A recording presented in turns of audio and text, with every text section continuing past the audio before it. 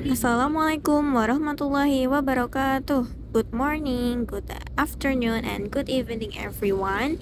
For today, we are gonna talk about chapter 15 is marketing structure and competition, and those material will present by me and my friend. Before that, let me introduce each member of the group. There are Qori Atsaravin H with last ID 070, Nahdiyatul with last ID 170, myself Lutfiah Aniq Syahara with last ID 063, and Yoga Firnando with last ID 061. So, without any further ado, let's get the presentation.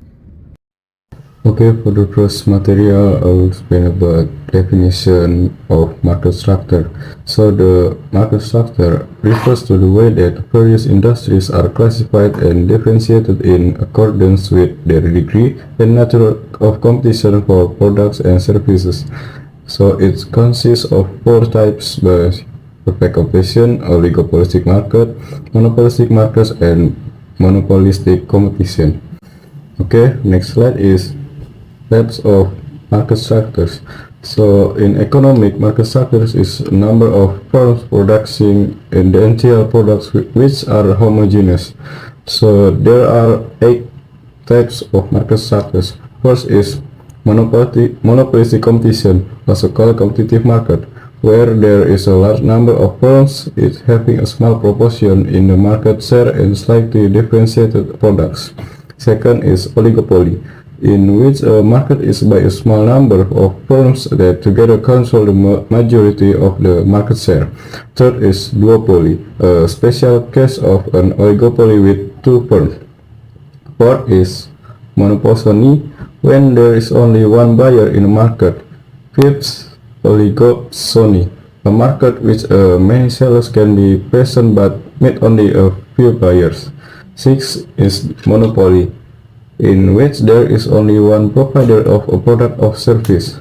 Seventh is natural monopoly, a monopoly in which economies of scale cause efficiency to increase continuously with the size of the firm. A firm is a natural monopoly if it is able to serve the entire market demand at lower cost and any combination for two or more smaller, more specialized firms. So for the last is perfect competition.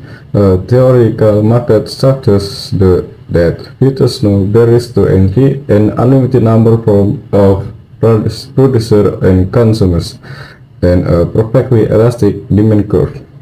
Okay, for the next material, we'll find with my friend. Thank you. The next material is hyperfically competitive structure is quite identical to the realistic market condition, where some monopolistic competitor, monopolistic, oligopolies, and duopolies exist and dominate the market condition. The elements of market structure include: first, the number and size distribution of firms; number two, entry condition; and number three, the extent of differentiation. Then, the next material is the somewhat abstract concern to determine some but not all details of specific construct market system where buyers and sellers actually meet and commit to trade. Competition can align to the seller interest with the buyer's interest and can cause the seller to reveal his true cost and other private information. In the absence of perfect competition, three basic approaches can be adopted to deal with problems related to the control of market power and asymmetry between the government and the operator with respect to objective the information. E. Subjecting the operator to competitive pressure. B. Gathering information on the operator and the market. And C. Applying incentive regulation. The next material is about monopolistic market characteristic. Monopolistically competitive markets have the following characteristic. First, there are many producers and many consumers in the market and no business has total control over the market price. Number two, consumers perceive that there are no non-price difference among the competitors' products. Number three, there are few barriers to enter and exit. The last, producers have a degree of control over price. Next, The long-run characteristics of a monopolistically competitive market are almost the same as purely competitive market. The difference between the two are the monopolistic competition produces heterogeneous product and the monopolistic competition involves a great deal of non-price competition, which is based on subtle product differentiation. A free making profit in the short run will nonetheless only break even in the long run because demand will decrease and average total cost will increase. This means in the long run, a monopolistically competitive firm will make zero economic profit. The next material is oligopoly's characteristic. 1. Profits maximization conditions, where marginal revenue equal marginal cost. 2. Ability to set price. Oligopolies are price setters rather than price takers. 3. Entry and exit. From government regulation favoring existing firms, making it difficult for new firms to enter the market. 4. Number of firms.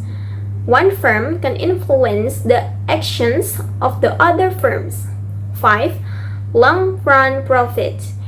It's a high barriers of entry prevent sideline firms from entering the market to capture excess profits.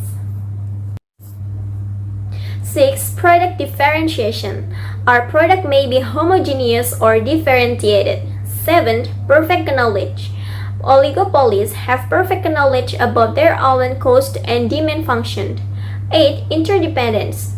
If an oligopoly considering a price reduction may wish to estimate the likelihood that competing firms would also lower their price and possibly trigger a ruinous price war.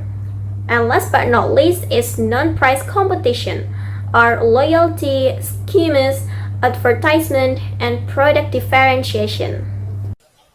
Okay, the next material are perfectly competitive market characteristic. Number one, infinity buyers and seller, an infinity number of customers with the willingness and ability to buy the product of certain price, an infinity producer with the willingness and ability to supply the product at a certain price.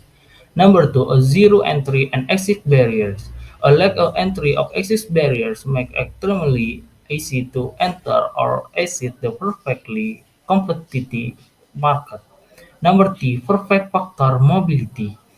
In the long run, factors of production are perfectly mobile, allowing for long-term adjustment to changing market conditions.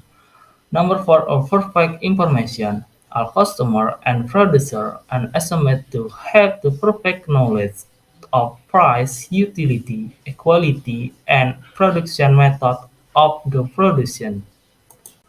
Okay, next 5. Zero transaction cost. Buyer and seller do not incur costs in making an exchange of the good in the perfectly competitive market. 6.